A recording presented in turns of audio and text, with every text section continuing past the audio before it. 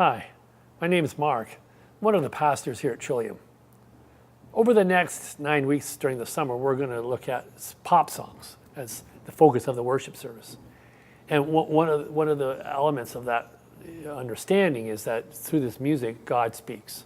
It may seem kind of odd to think that in pop music, God's speaking, but I think that in many ways, if you look at the songs, they only make total sense if we understand that it's the Creator speaking to us. Like on Sunday, we looked at the song "Lean on Me," and it's a beautiful song. It's an R&B delight, and the words are powerful, but they really make most sense when we understand it, that it's our Creator speaking to us, our Maker, our Heavenly Father, Mother, who's with us through life and who was there before we're born, and who'll be waiting for us after we die. And understanding that God is inviting us in faith and confidence to lean on Him when the times get tough and really difficult. And because the song starts off, sometimes in our lives we all have pain. We all have sorrow.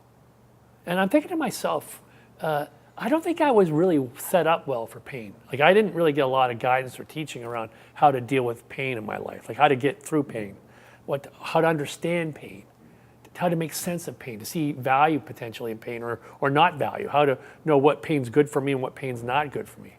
I didn't get a lot of guidance from my parents. I didn't get a lot of guidance from my culture. I got a little bit of guidance from sports and a little bit of guidance from the arts, but for the most part, I was left on my own to figure this out. And yet when you think about it, grappling with pain and suffering and dealing with heartbreak and sorrow, whether it's in the body or in the spirit, is probably the most important thing we'll ever grapple with in life. It's probably the most important existential challenge that we have to figure out for ourselves, how to get through pain and to make sense of it and to see where it's valueless and where it has value. Because we live in a culture today that sees pain really as valueless. Let's get rid of it as fast as we can. You can see that in the advertising around pain relief. Tylenol, aspirin, ibuprofen. They're always telling you how fast the pain can be removed from you. One commercial was commenting about the fact that this pain relief medication took pain away in 15 minutes. It started to have its effect in 15 minutes, where the other brand took 30 minutes. 30 minutes. That's how long you have to wait to get relief. And I'm thinking to myself, only a culture that has no strategy around pain and suffering, has no understanding of it or way of interpreting it, would actually have that kind of advertisement. We see people suffering around us. We see them in pain, and our instinct is to try to numb them to it, to try to offer them platitudes or guidance or advice to try to remove the pain as quickly as possible. But what happens if that pain and suffering is just part of the deal of life? That's what Jung said. He said, pain and suffering just go along with being human, being fragile and frail in life. And one of the basic tasks in life is to come to terms with this truth.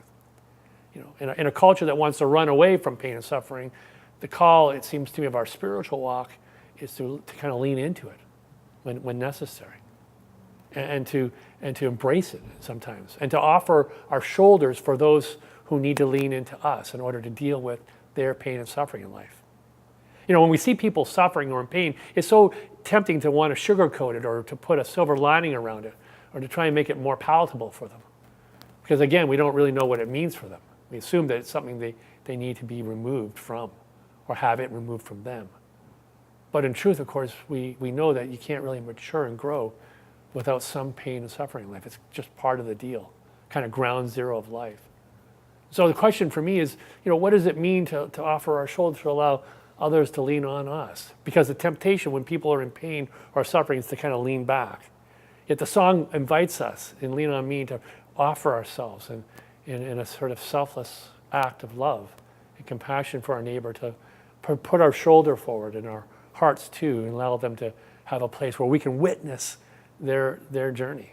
Because sometimes in life, people don't need advice, they don't need counsel, they don't need quick fix strategies. What they need is a witnessing presence, a compassionate set of eyes, and an open set of arms.